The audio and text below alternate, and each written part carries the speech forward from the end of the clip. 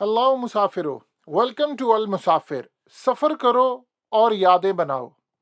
अल मुसाफिर एक ऐसा प्लेटफॉर्म है जहां पर आपके साथ हम पूरी दुनिया का सफ़र करेंगे, अच्छे खाने खाएंगे, पूरी दुनिया के अंदर अच्छी जगह ट्रैवल करेंगे और पाकिस्तान समेत पूरी दुनिया की आपको सैर करवाएंगे। हर एक चीज़ का रिव्यू देंगे आपको, पाकिस्तान के अंदर और पाकिस्तान से बाहर क्या चल रहा है। अब आप दुनिया देखेंगे मुसाफिर की नज़र से, तो चलिए आज हम अपने सफ़र की शुरुआत करते हैं। हमारा पहला सफ़र है दुबई। टिकट्स हमारी तैयार हैं और दुबई के बारे में आप अच्छी तरह समझते हैं कि उनके प्राइम मिनिस्टर शेख मोहम्मद बिन राशिद अल मखदूम का कहना है कि दुनिया में लीडर्स प्रॉमिस करते हैं लेकिन हम डिलीवर करते हैं। और मज़ीद लोगों को दुबई बुलाने के लिए वो कहते हैं कि दुनिया में कहा जाता है कि स्काई इज़ द लिमिट, हम कहते हैं sky is only the beginning. जिनके ये ख्वाब होते हैं, जिनकी ये थॉट होती है, वो दुनिया के अंदर राज करते हैं। तो चलिए अब दुबई का सफ़र शुरू करते हैं। हमने एयरलाइन चूज़ की है एमिरेट्स। वैसे तो एमिरेट्स दुनिया भर में जो अपने जहाज़ लेकर जाते हैं वो बड़े आला क्वालिटी के होते हैं, लेकिन जो पाकिस्तान से उनके जहाज़ जाते हैं वो आज भी बोइंग 777 ही यूज़ करते हैं। लेकिन उन्होंने कभी अपनी सर्विस पर कंप्रोमाइज़ नहीं किया।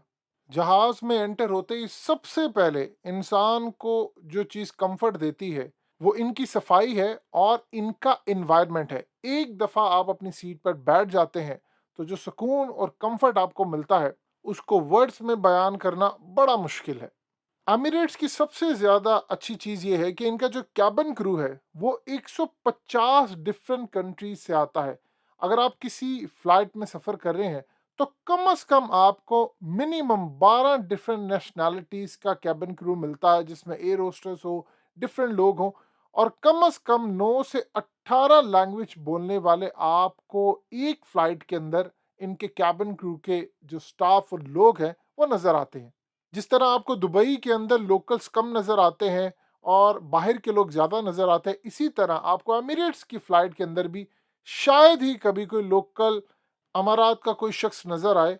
और इसीलिए आज ये दुनिया की सबसे बेहतरीन एयरलाइन में से एक है। वैसे तो एमिरेट्स ज़्यादा पुरानी नहीं है, तकरीबन 37 साल हुए हैं, लेकिन एक बात समझ लीजिए कि एमिरेट्स ने अपनी पहली फ़्लाइट 25 अक्टूबर 1985 को बोइंग 727 पर ली थी। और आप हैरान होंगे इस बात को जानकर कि उनकी रॉयल फैमिली कराची में आकर उन्होंने अपनी पहली लैंडिंग की।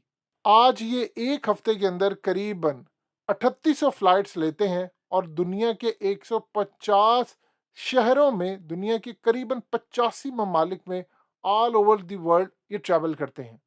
एमिरेट्स का खाना, इनका इन्वायरमेंट हमेशा की तरह ज़बरदस्त रहता है, क्वालिटी इनकी हमेशा की तरह बेहतरीन है और कभी ज़िंदगी में अपनी क्वालिटी फूड पर ये कंप्रोमाइज़ नहीं करते।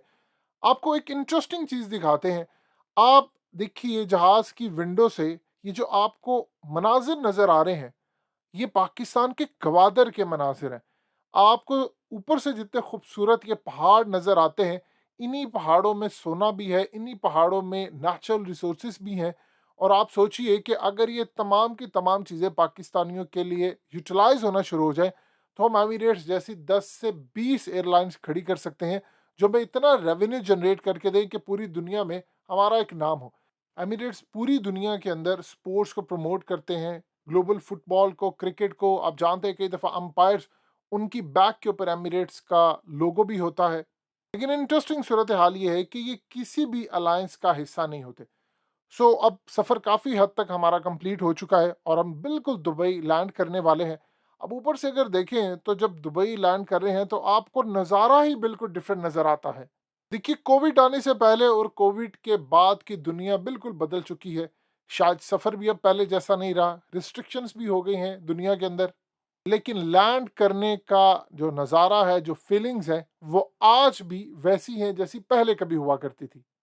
अब हम दुबई एयरपोर्ट लैंड कर रहे हैं और जैसे ही आप दुबई या किसी और कंट्री की फ़िज़ा में जाते हैं, आपको एक अजब सा सुकून मिलता है और यही चीज़ महसूस हो रही है। सालाना 1 करोड़ से ज़ायद लोग दुबई आते हैं और हम भी उनमें से एक हैं। अब दुबई लैंड करने के बाद सबसे अहम चीज़ है कि इमिग्रेशन की तरफ जाना है। दुबई के बारे में एक चीज़ समझ लें कि दुबई का एयरपोर्ट बिज़ीएस्ट एयरपोर्ट में से एक है और दुनिया के अंदर तीसरे नंबर पर आता है जहां सबसे ज़्यादा ट्रैफिक है और दुनिया के अंदर डोमेस्टिक से ज़्यादा इंटरनेशनल फ़्लाइट्स यहाँ पर आती हैं। दुबई एयरपोर्ट इतना बड़ा है कि यहाँ पर 297 फुटबॉल फील्ड्स तक की ग्राउंड बनती हुई आपको नज़र आती है। और इन्होंने जो इंतज़ाम करके रखा है, देखिए पहले जब कोरोना से पहले लोग आते थे तो डिफरेंट जगह पर लैंड करते थे, अब चीज़ें बदल चुकी हैं।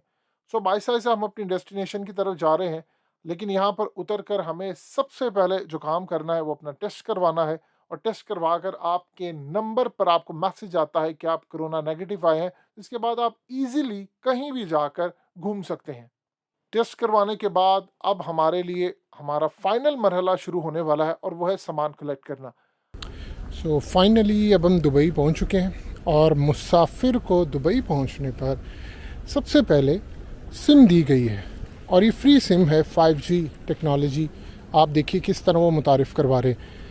देखिए अगर आपको पाकिस्तान में भी टूरिज़म बहाल करनी है तो आपको इस तरह की फैसिलिटीज़ देना पड़ेंगी, फिर जाकर सूरत हाल बेहतर होगी। सो हमें जो पैकेज लेना है, जो सिम लेनी है, वो सबसे बेहतर ये है कि आप अनलिमिटेड लें। अगर आपके पास डेबिट कार्ड है, आपके पास क्रेडिट कार्ड है, तो आप अनलिमिटेड डाटा वाला जो भी इनका पैकेज यूज़ करते हैं, चाहे वो डू का हो चाहे वो वर्जन का हो, बेहतर ये है कि आप अनलिमिटेड इंटरनेट लें। सो फाइनली अब दुबई पहुंच चुके हैं और दुबई में आज आपको बहुत सारी नज़र आएंगी, हर जगह पर गाड़ियाँ, अच्छी ट्रैफिक।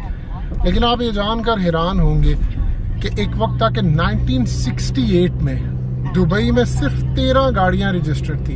1991 में यहाँ पर सिर्फ एक बड़ी बिल्डिंग थी। आज दुबई में तकरीबन आपको 400 बड़ी बिल्डिंग नज़र आती हैं। और इंटरेस्टिंग सूरत हाल ये है कि आज आपको दुबई में, यानी एक वक्त 1968 में 13 गाड़ियां रजिस्टर्ड थी और आज आपको यहाँ पर पुलिस के पास बुगाटी, आपको लैम्बोर्गिनी, मर्सिडीज, फरारी। सो यही वो चीज़ है जो दुबई को आगे लेकर रही है। और दुबई की सूरत हाल ये है कि दुनिया की 5वीं सबसे सेफेस्ट प्लेस है, यानी पूरी दुनिया के अंदर। और क्राइम रेट तकरीबन ऑलमोस्ट यहाँ पर ज़ीरो है और इसी वजह से टूरिज्म यहाँ पर बहुत ज़्यादा है। दुबई के अंदर इंटरेस्टिंग सूरत हाल ये भी आपको नज़र आती है कि यहाँ पर आप देखिए कि 2021 में 16,400 लोगों के चालान किए गए सिर्फ इस बात पर कि उन्होंने लेन चेंज करते हुए इंडिकेटर नहीं लगाया। और आप जानेंगे कि पाकिस्तानी एवरेज के हिसाब से तकरीबन 20,000 रुपया चालान, यानी 400 दिरहम के करीब चालान किया गया एवरेज पर्सन को।